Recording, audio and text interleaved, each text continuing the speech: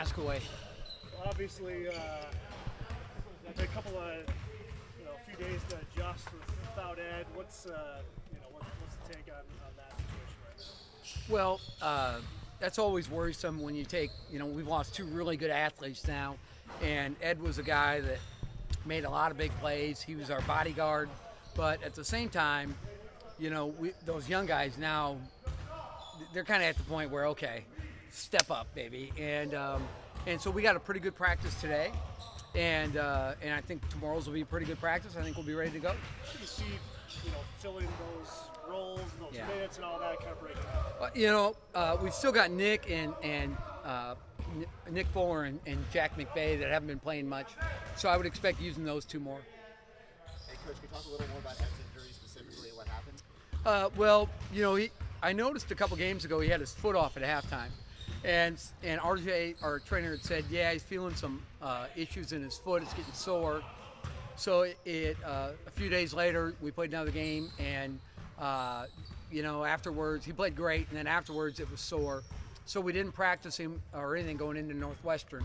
And at the same time, we were doing a scan, and the scan came up with just a little reaction, not a fracture or anything like that. So he tried to play, but as you could tell, he was not himself.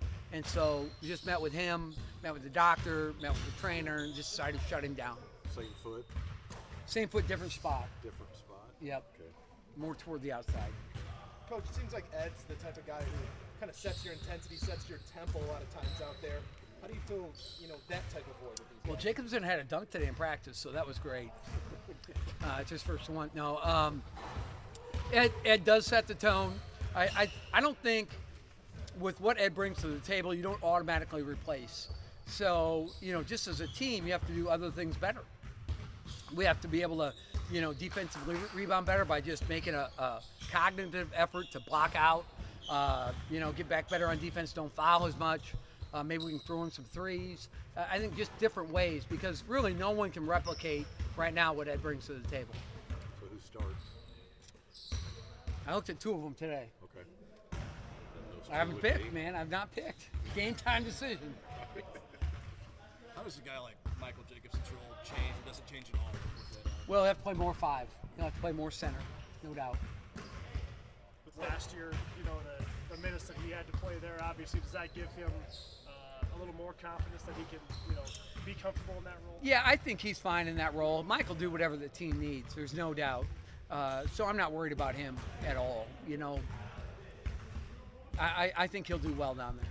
How have you kind of seen Jordy in Big Ten play kind of adjust to that level and I guess continue to improve? He's practicing better and better. And I just, sometimes I think he maybe overthinks things.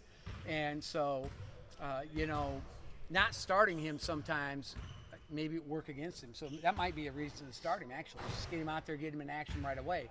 But I'm not sure then, if I start both my centers, that's not the brightest bulb in Las Vegas either. So we just got to make a big decision on that. But Jordy, this is going to be an opportunity for him to play through some mistakes, and that'll be good for him. If he can stay on the floor without fouling. You talked about Michael's presence in huddles and speaking up and kind of gathering the troops. Did he just come upon that naturally? Did you ask him to do that? How did that kind of come about? I think it started this summer more than anything. He was more outspoken. The guy that's come on more recently is Evan Taylor. Yeah. I think since he started, when he busted in the starting lineup, he's more outspoken. Okay. And you need voices. You need strong voices to get people organized. And those two have done a really good job. How about Isaiah, health-wise? How's him feeling? He'll be fine. I mean, he's not 100%, but he'll be fine. Isaiah will be fine.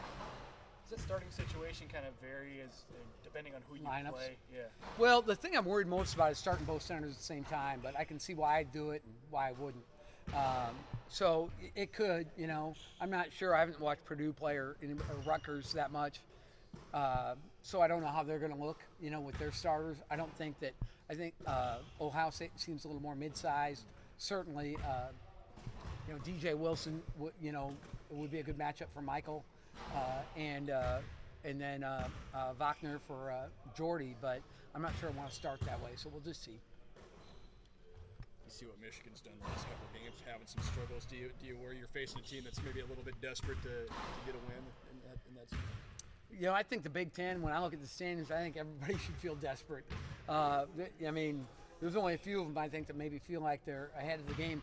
Heck, we've got 2 road wins, and I feel desperate. So I think it goes all across the board. How many 2-2 teams do we have? Like, and that was not rhetorical. I mean, was there 5, 6? Well, there's 5 3-1s, and I think there's 4 or 5 2-2s. Yeah. So Not a lot of separation anywhere. Everybody had a loss after 13 days, so it'd be crazy. How much of an edge does it give you guys knowing that you've gotten a couple big wins on the road now? You know, going in maybe a little shorthanded. Yeah, I think that helps.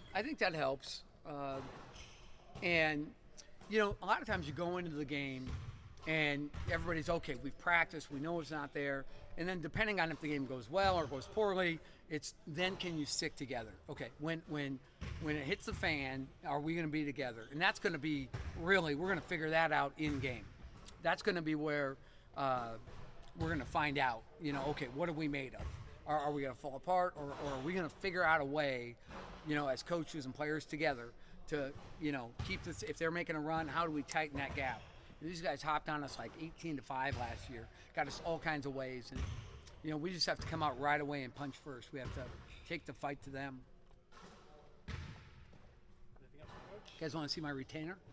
The implant. Nobody? No implant yet? What's that? No implant yet? No, it's a 5-month deal, man. I got a great dentist, but it takes his time. All right, thanks. Okay, let's play by the procedure now.